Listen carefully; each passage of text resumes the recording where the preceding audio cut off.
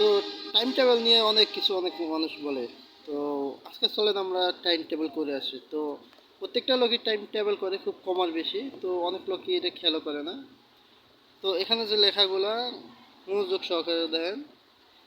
এখানে লেখা আছে 1.25 মিনিট, মাঝখানে একটা সার্কেল এবং তারপরে আছে 3.0 আর নিচে হলো টি। তো এই যে মাঝখানে যে বক্সটা 1/40, এই বক্সটা হলো টাইম টেবিল।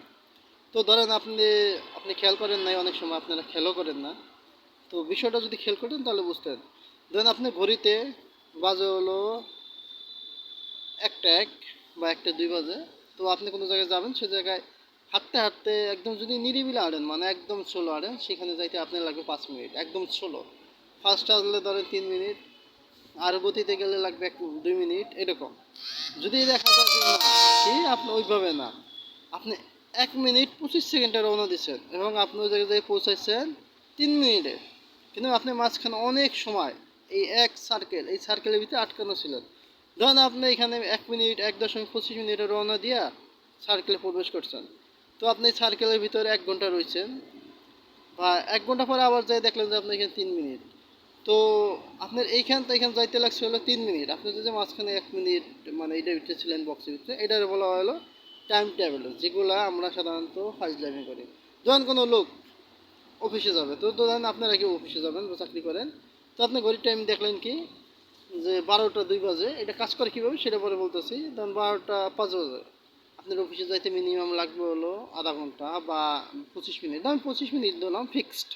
আপনি গাড়ি যেভাবে টানেন 25 মিনিটে যাবেন, বা হাইটে যেভাবে যাবেন 25 মিনিটে।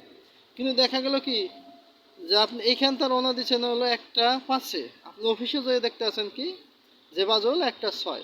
তো আপনার যে এই যে 25 মিনিট দরকার সময় ছিল, তো এই 25 মিনিটটা এটার ভিতরে চলে যায়। তো আমরা সাধারণত আজকে প্রথম পার্ট, যার কারণে আমি সংক্ষিপ্ত বুঝাইতেছি এবং তারপরে বুঝাবো এর ইঙ্গিত নিয়ে। তো এটা খুব ফানি মনে হয়, কিন্তু আসলে এটা একটা জিনিস যেটা কীভাবে কাজ করে। তো কাজটা করে এইভাবে, আপনি যখন কোনো টাইমের দিক আউবেন, মানে কোনো টাইমের দিক যান, তো টাইম কিন্তু আপনার দিকেও যায় না, টাইমটা নিজের গতিতে চলে। যখন আপনি টাইমের ভিতরে চলে যান, তখন এটা তার ভিতর নিয়ে আপনারা পরে দেরিতে ছাড়ে। তো এটা প্রথম পর্ব। তো অবশ্যই যারা আমার আমার চ্যানেলটা সাবস্ক্রাইব করবেন এবং শেয়ার করবেন, এবং পরে পর্বতে আমি এটা আরও ক্লিয়ার করার চেষ্টা করব। তো টাইম নিয়ে যদি কারো আগ্রহ থাকে তো দেখতে পারেন।